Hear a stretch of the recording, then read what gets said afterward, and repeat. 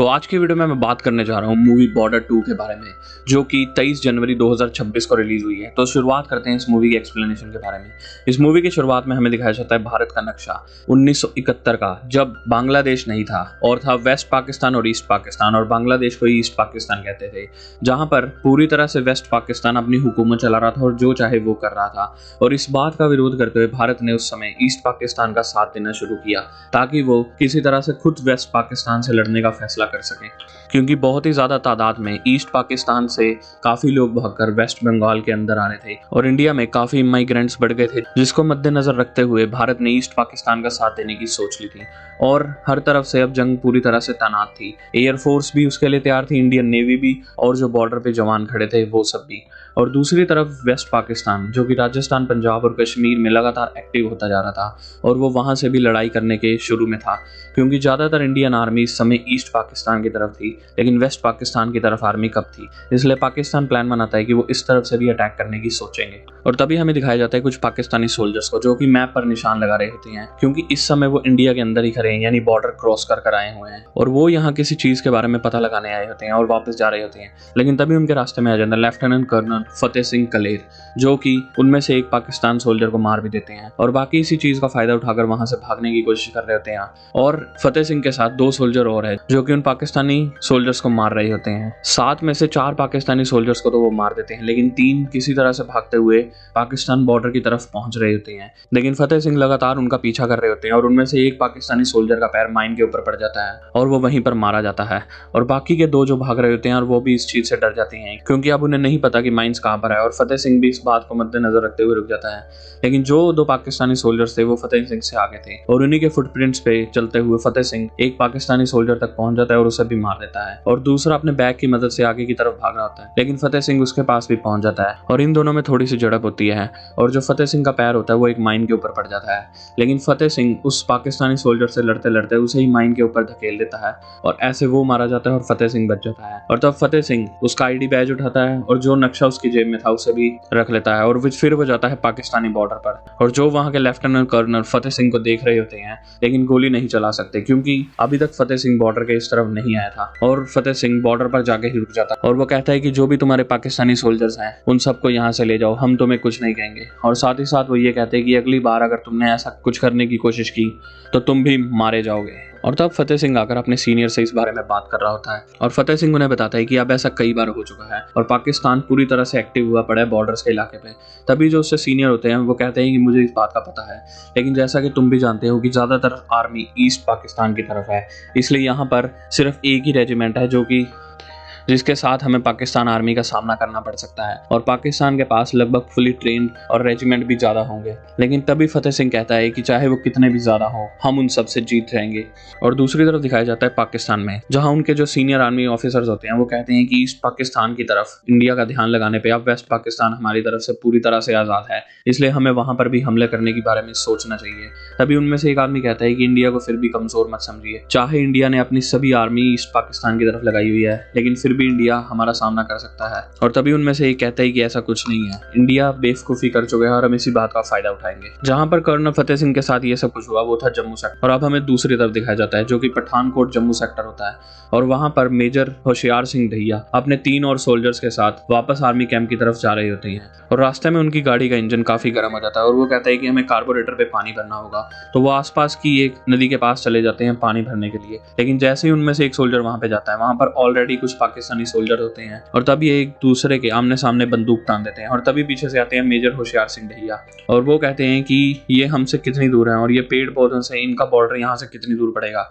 तब उनमें से एक जना जवाब देता है 700 मीटर, और वो कहता है जो गाड़ी में हम आए हैं वहां पर जितनी भी हमारे साथ रेजिमेंट है उसको यहाँ पर आने पे कितना टाइम लगेगा। तब वो कहता है कि सिर्फ 1 मिनट, और इन्हें यहाँ से जाने में लगेंगे 3 मिनट, यानी तकरीबन 2 मिनट में 150 से 200 बुलेट्स हम इन सब के अंदर डाल देंगे। जिस बात को सुनकर पाकिस्तानी सोल्जर डर जाते हैं। तब मेजर तब मेजर होशियार सिंह दहिया अपने सोल्जर्स के साथ उस तरफ जाने लग जाते हैं और वो एक पाकिस्तानी सोल्जर जिसका नाम होता है अशफाक अली, उससे बात कर रहे होते हैं और वो उन्हें कहते हैं कि अगर तुम अपनी जिंदगी चाहते हो और चाहते हो कि जो अगली बार तुम्हें आप तुम्हारे माँ बाप चिट्ठी भेजें वो तुम पढ़ पाओ, तो अभी तक जंग शुरू नहीं हुई है, इसलिए अपनी बंदूकें नीचे डालो और यहाँ से चले जाओ। और तो और वो ये सब कहने के बाद उसे ये भी कहते हैं कि चाहे आर्मी किसी भी देश की हो, अभी तक तुमने ये तो जरूर पढ़ा होगा कि उन्हें देखकर सल्यूट करना चाहिए। और तब अशफाक अली ऐसा ही करता है, वो मेजर होशियार सिंह दहिया को सल्यूट मारता है और वो भी उन्हें सल्यूट बैक करते हैं। और तब हमें दिखाया जाता है ऑफिसर निर्मल जीत सिंह सिखों को, जो कि इंडियन एयरफोर्स में प्लेन्स की टेस्टिंग कर रहे होते हैं और वो उन्हें बताते हैं कि 6 के 6 प्लेन्स पूरी तरह से तैयार हैं। और तब वो अपने सीनियर से आगे बात कर रहे होते हैं कि शायद 6 प्लेन्स कम पड़ेंगे और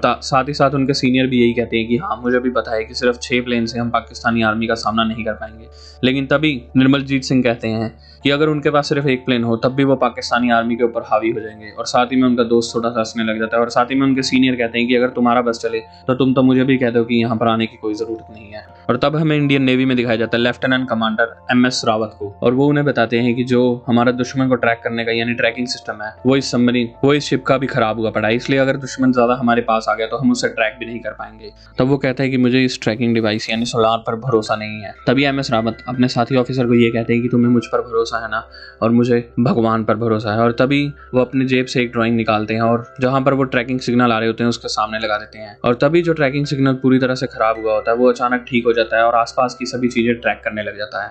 और हमें फिर से दिखाया जाता है फतेह सिंह को उन्हीं 2 आर्मी ऑफिसर्स के साथ, और वो आसपास के बॉर्डर्स के इलाकों पर पेट्रोलिंग कर रहे होते हैं। तभी उन्हें वहां पर कुछ गांव वाले दिखते हैं। तब वो उन्हें कहते हैं कि आप सब लोग कहाँ जा रहे हैं। वो कहते हैं साहब, हमने दूसरी तरफ पाकिस्तानी आर्मी को देख लिया है और इस तरफ हमने इंडियन आर्मी को देख लिया, तो हम इस बात से अंदाजा लगा सकते हैं कि शायद अब जंग शुरू होने वाली है और इसमें हम सबको बचने के लिए किसी तरह से इस गांव को छोड़कर ही जाना होगा। साथ ही साथ जो बूढ़ा बाबा फतेह सिंह को मिला होता है वो उन्हें कहते हैं कि मैं इस गांव से बाहर आज तक नहीं गया और ये गांव ही मेरे लिए सब कुछ है। तब फतेह सिंह उन्हें कहते हैं कि तुम्हें तुम्हारा गांव जरूर वापस मिलेगा। तब मेजर होशियार सिंह दहिया वापस आर्मी कैंप पर आ जाते हैं और वो अपने सीनियर को ये बताते हैं कि ऐसा अब तीसरी चौथी बार हो रहा है जब पाकिस्तानी सोल्जर्स हमें दोबारा मिले हैं, और वो कोई अचानक दिखने वाले सोल्जर नहीं बल्कि रेगुलर सोल्जर्स थे।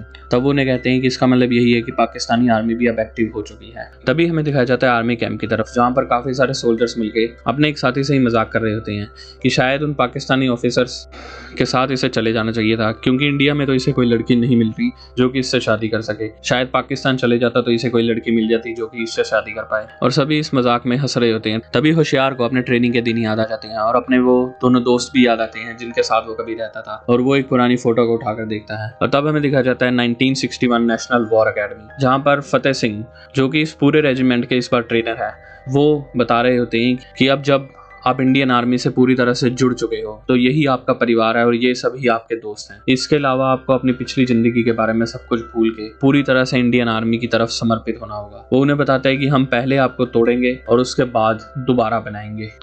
तभी दिखाया जाता है निर्मल जीत सिंह के साथ MS रावत को, और ये दोनों हमेशा ही कैंप में साथ रहते हैं और ये बात कर रहे होते हैं जो कि अगले दिन रेस होगी। और निर्मल रावत से ये कहता है कि मुझे तो रेस में कोई भी नहीं हरा सकता, इसलिए पक्का इंडियन एयरफोर्स ही जीतेगी। और जब अगले दिन रेस होती है तभी दिखाया जाता है कि निर्मल के पीछे से आता है होशियार, जो कि निर्मल को उस रेस में हरा देता है। और जब अगले दिन जिप लाइनिंग होती है तो उसमें होशियार पीछे रह जाता है और निर्मल आगे चले जाता है। और अगले दिन जब स्विमिंग होती है उसमें रावत आगे निकल जाता है। और तब निर्मल और रावत ये बैठकर बात कर रहे होते हैं। निर्मल रावत से पूछता है कि तू स्विमिंग में इतना तेज कैसे है। तब वो उन्हें बताता है कि हमारे गाँव के पास जो एक नदी थी, मैं उसमें ही बचपन में काफी ज्यादा तैराकी किया करता था। यानी हमारे जो गांव वाले थे उनका विश्वास था कि उस झील के अंदर माता है और उनके दर्शन करने के लिए उस नदी को पार करके जाना होगा, इसलिए बचपन से ही उसे तेज तैराकी की आदत है। तब वहां पर होशियार आ जाता है और निर्मल उसे कहता है कि हमारे साथ ही बैठ जाओ, और उससे कुछ मजाक कर रहा होता है, लेकिन होशियार उस बात को नहीं सुनता और आगे चले जाता है। तब रावत उसे कहता है कि पता नहीं क्यों ये किसी से बात नहीं करता और हमेशा अकेले ही रहता है। अगले दिन होशियार बॉक्सिंग प्रैक्टिस कर रहा होता है और तब निर्मल उसे कहता है कि थैले से तो कोई भी लड़ सकता है। तब होशियार उसे कहता है कि मैं तो किसी से भी लड़ने को हमेशा तैयार रहता हूँ। और तब निर्मल भी बॉक्सिंग ग्लव पहन लेता है और होशियार भी, और ये दोनों चले जाते हैं रिंग में आपस में लड़ने के लिए। और तब ये दोनों बॉक्सिंग रिंग में एक दूसरे से लड़ने चले जाते हैं। निर्मल शुरुआत में तो मजाक कर रहा होता है, इसलिए होशियार उसे नीचे गिरा देता है और होशियार साथ ही साथ उसे ये कहता है कि हार मान जाओ, इसलिए मैं तुम्हें कुछ नहीं कहूंगा। लेकिन निर्मल भी कमजोर नहीं है और वो अगली बार होशियार को नीचे गिरा देता है और इस बार होशियार खड़ा होता है और ये दोनों लड़ना शुरू हो जाते हैं।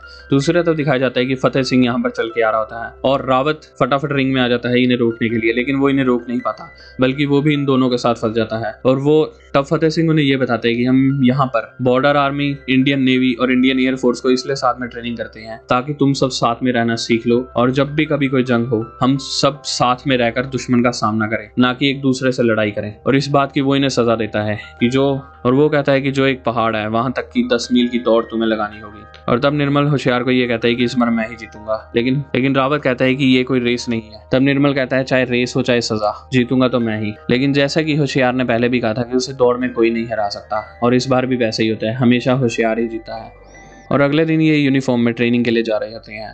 तब होशियार निर्मल से आगे निकल जाता है, लेकिन निर्मल आगे निकलने की कोशिश करता है और फिर ये दोबारा दोनों भागने लग जाते हैं और रावत इन्हें रोकने के लिए भाग कर आ रहा होता है और फिर से ये टकरा जाते हैं कर्नल फतेह सिंह से और दोबारा से इन्हें सज़ा मिलती है। और दूसरी बार सज़ा मिलने के बाद अब इन्हें इस चीज़ की आदत हो जाती है। अब होशियार दोबारा से निर्मल के सामने आता है और कहता है हो जाए। तब ये तीनों फिर से भागने लग जाते हैं और फिर से इन तीनों को सज़ा मिल जाती है। उसी दिन फतेह सिंह वापस अपने घर आता है और तभी उसका बेटा उसके पास भागते हुए आता है और उसे कहता है कि मेरा आर्मी में सिलेक्शन हो गया। तब मेजर फतेह सिंह कहता है कि अगर एक फौजी के बेटे का ही सिलेक्शन नहीं होगा तो और किसका होगा। और अंगद जो कि फतेह सिंह का बेटा है वो उन्हें कहता है कि बस मम्मी को बताना बाकी है। तब फतेह सिंह उसे कहता है कि तू सिर्फ अपनी मम्मी को बताने से डरता है, जाके बता, कल को तूने जंग भी लड़नी होगी। तब अंगद उन्हें ये कहता है कि डरते तो आप भी हो। तब ये दोनों चले जाते हैं जहाँ पर फतेह सिंह की वाइफ यानी सिम्मी कलेर उस कमरे में होती है। और जैसे ही फतेह वहां पर जाता है तो वो सीधा बात नहीं करता, बल्कि जो उसकी पत्नी कपड़े तय लगा रही होती है वो साथ में जाके कपड़े तय लगाने लग जाता है। और इस बात से वो समझ जाती है कि ये दोनों मुझसे कुछ बात करने आए हैं। तब अंगद आगे आता है और बता देता है कि उसका आर्मी में सिलेक्शन हो चुका है। तब उसकी माँ इमोशनल हो जाती है और वो कहती है कि मैंने तुम्हें मना किया था कि उस फॉर्म को मत भरना। अंगद उन्हें समझाने की कोशिश कर रहा होता है, लेकिन उसकी माँ रोने लग जाती है और वहां से चली जाती है कि तुम तो मेरी बात मानते ही नहीं हो। तब वहां पर फतेह जाता है और वो उसके बारे में बात कर रहा होता है। तब वो फतेह को कहती है कि ये मेरा इकलौता बेटा है और मैं इसे आर्मी में नहीं जाने दे सकती। तब फतेह कहते हैं कि अगर भारत की हर माँ इस बारे में सोचने लग जाएगी ऐसे तो इंडियन आर्मी में जवान आना ही बंद हो जाएंगे, इसलिए भारत की हर माँ ऐसा नहीं सोच सकती। और किसी तरह से फतेह अपनी पत्नी को मना लेता है उसके बेटे को आर्मी में सिलेक्ट करने के लिए। और तब अंगद आता है और अपनी माँ का आशीर्वाद लेता है और साथ ही साथ अपने पिता का भी। और तब ये दोनों चले जाते हैं गुरुद्वारे में। वापस आते वक्त निर्मल और रावत जा रहे होते हैं जो कि इन दोनों के बारे में ही बात करने लग जाते हैं। और निर्मल मजाक में ये कह देता है फतेह और उनकी पत्नी को देख के कि ब्यूटी एंड द बीस्ट एक ही बाइक पे जा रहे हैं। और फतेह इस बात को सुन लेता है और रुक जाता है। तब वो आके इनसे पूछता है कि तुम क्या कह रहे थे, लेकिन निर्मल कहता है कि कुछ नहीं। लेकिन दोबारा पूछने पे निर्मल उन्हें बता देता है कि वो क्या कह रहे थे। तब फतेह कहता है कि मेरी पत्नी से इस बारे में माफी मांगो। और तब वो दोनों उनसे सॉरी मांगते हैं और वो कहते हैं कि अब तुम अपने कैंप्स तक भागते हुए जाओगे। और तब फतेह की पत्नी उससे कहती है कि तुम अपने ऑफिसर से कुछ ज्यादा ही सख्ती से पेश आते हो। तब फतेह कहता है कि इन तीनों में जो पोटेंशियल है वो और किसी में भी नहीं है, इसलिए इन तीनों को पहले एक बात सीखनी होगी। तब वो कहती है कि तो दो जाने थे। तब वो कहता है कि है एक तीसरा भी, और तीसरा भी अगर ये बात सीख ले कि जंग में कौन ताकतवर है इस बात से जंग जीती नहीं जाती, बल्कि कौन साथ में रह सकता है इस बात से जंग जीती जा सकती है। और अगले दिन फतेह अपनी आर्मी वालों को यही बता रहा होता है। तब वो जो ट्रेनीज है उन सबसे यही पूछ रहा होता है कि जंग जीतने के लिए क्या जरूरी होता है। कोई जवाब देता है हिम्मत, कोई जवाब देता है साहस, और होशियार जवाब देता है कि एक आर्मी ऑफिसर को पूरी सेना के बराबर होना चाहिए और किसी पे भी डिपेंड नहीं होना चाहिए। लेकिन फतेह कहता है कि ऐसा नहीं है, आर्मी में सिर्फ हिम्मत, साहस या बहादुरी ही काफी नहीं है, बल्कि इसके अलावा एक साथ होने की भी हमें जरूरत होती है, आपस में प्यार होने की भी जरूरत होती है। क्योंकि कल को जब दुश्मन तुम्हारे ऊपर राइफल तान कर खड़ा होगा तो तुम्हें सिर्फ तुम्हारे ये साथी ही बचा सकते हैं, जो कि तुम्हारा परिवार भी है और तुम्हारे ये सब भाई भी हैं। इसलिए और कोई तुम्हारे साथ रहे ना रहे, ये भाई तुम्हारे साथ ही रहेंगे। तब में दिखाया जाता है निर्मल जो कि अपनी बहन से बात कर रहा होता है और वो उसे कहता है कि इस बार रावत की भी रखड़ी साथ में भेज देना, क्योंकि मेरे साथ साथ अब वो भी तेरा भाई है। तब उसकी बहन उससे थोड़ा मजाक कर रही होती है और तभी उसकी मम्मी भी उससे बात करती है। और दूसरी तरफ रावत भी अपने घर वालों से बात कर रहा होता है और तभी होशियार आता है और वहां से निकल जाता है। तब निर्मल कहता है कि तूने एक बात ध्यान दी कि ये कभी किसी से बात नहीं करता और ना ही इससे कोई मिलने आता है। तब रावत उसे बताता है कि इसकी माँ की तो बचपन में ही मृत्यु हो गई थी और उसके बाद इसके पिता भी आर्मी ऑफिसर ही थे जो कि 1948 की जंग में शहीद हो गए थे। और जब तक दादी जिंदा रही उसने होशियार को अपने साथ पाल लिया और उसके बाद ये अकेला है और पूरी तरह से अकेला ही रहता है। तब अगले दिन जब होशियार उठता है तो उसके तकिए के पास एक एनवेलप पड़ा होता है और उसके अंदर राखी होती है और वो सीधा आता है निर्मल के पास और वो उसे कहता है कि ये राखी तूने मेरे लिए रखी और होशियार उसे ये कहता है कि तेरी राखी है मेरी नहीं। तब निर्मल कहता है कि नहीं, ये तुम्हारी ही है और अब से जो मेरी बहन है वो तुम्हारी बहन है और मेरा परिवार ही तुम्हारा परिवार है। और तब होशियार उसे जवाब देता है कि मेरी बहन से अगली बार कह देना कि उसे राखी भेजने की जरूरत नहीं है, बल्कि उसका भाई उससे खुद आकर राखी बंधवाएगा। और ऐसे इन तीनों में दोस्ती अच्छी हो जाती है। और इस बार भी जब ये तीनों भाग कर जा रहे होते हैं तो कोई आगे पीछे नहीं होता, बल्कि तीनों एक ही साथ भाग रहे होते हैं। और जब ये तीनों एक हो जाते हैं तब फतेह सिंह ही वो शायरी दोबारा से बोलता है। चमन में इख्तलात ए रंग ओ बू से बात बनती है, हम ही हम हैं तो क्या हम हैं, तुम ही तुम हो तो क्या तुम हो। इसका मतलब होता है बगीचे में अलग अलग रंगों और खुशबू के मिलने से ही सुंदरता और बात बनती है। अगर सिर्फ मैं ही मैं हूँ तो मेरे होने का क्या मायने रखता है, और अगर सिर्फ तुम ही तुम हो तो तुम्हारे होने का क्या मायने रखता है। और तब अगले दिन दिखाया जाता है कि होशियार ने अपनी पत्नी को चिट्ठी लिखी होती है जिसका नाम होता है धनवती। और जब उसके पास चिट्ठी आती है तो धनवती को पढ़ना लिखना नहीं आता, तो वो पोस्ट मास्टर से ही पूछती है कि चिट्ठी किसने भेजी है।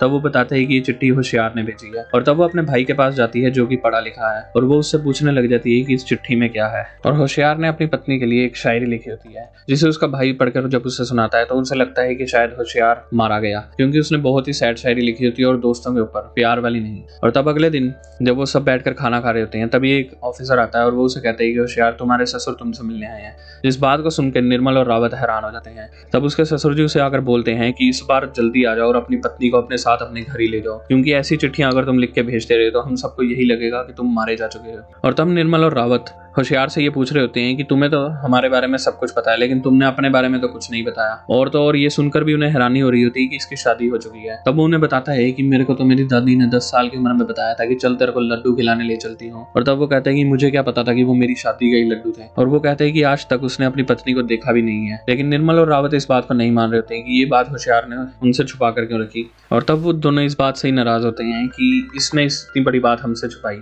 तब वो कहते हैं कि मैंने तो अपनी पत्नी को अब तक घर भी नहीं लाया और ना ही देखा है, मैं तो अब उससे मिलने जाऊंगा। और साथ ही साथ निर्मल उसे ये भी कह रहा होता है कि इतने सालों के बाद शायरी भी तूने उसको कौन सी लिखी। और ऐसी शायरी सुन के तो उन्हें यही लगेगा नहीं शायद तुम मारा जा चुका है और अब तेरी अस्थियां लेने उन्हें यहाँ पर आना पड़ेगा। और तब होशियार वापस चले जाता है अपने गाँव पे और चले जाता है वहीं जहाँ पर उसकी पत्नी रहती है। और तब उसके ससुर उससे मजाक कर रहे होते हैं कि इतनी सारी लुगाइयों में से तेरे को ढूंढना है कि तेरी पत्नी कौन है, अगर तू सही पता लगाएगा तो ही उसे साथ लेके जा सकता है। और तब होशियार सही पता लगा के अपनी पत्नी को अपने साथ अपने घर ले जाता है। जैसे ही उसकी पत्नी उसके घर आती है तो वो सबसे पहले कहती है कि अपने माँ बाप की कोई फोटो मुझे दिखा दो जिससे कि मैं उनके पैर छू सकूं। तब वो कहता है कि मेरे पिता मुझसे कहकर गए थे कि 48 की जंग के बाद आकर मैं तेरे साथ फोटो जरूर खिंचवाऊंगा, लेकिन वो 48 की जंग से कभी वापस ही ना आ पाए, सिर्फ उनकी वर्दी पड़ी है। लेकिन उसकी पत्नी धनवती उसे कहती है कि कुछ तो होगा। तब वो कहते हैं कि सिर्फ मेरे पिता की वर्दी पड़ी है।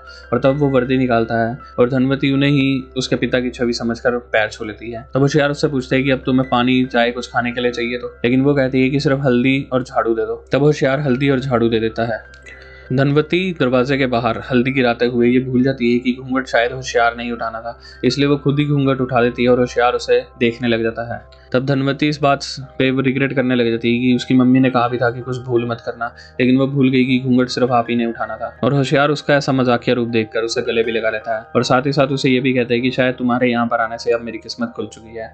ये है इस मूवी का पहला पार्ट। इसका दूसरा पार्ट भी मैं जल्दी एक्सप्लेन करने वाला हूँ। अगर वो मिस नहीं करना चाहते तो मेरे चैनल को सब्सक्राइब कर देना और इस वीडियो को लाइक जरूर कर देना अगर एक्सप्लेनेशन बढ़िया लगी तो। मिलते हैं आपसे अगले वीडियो में, तब तक के लिए जियो जिंदगी।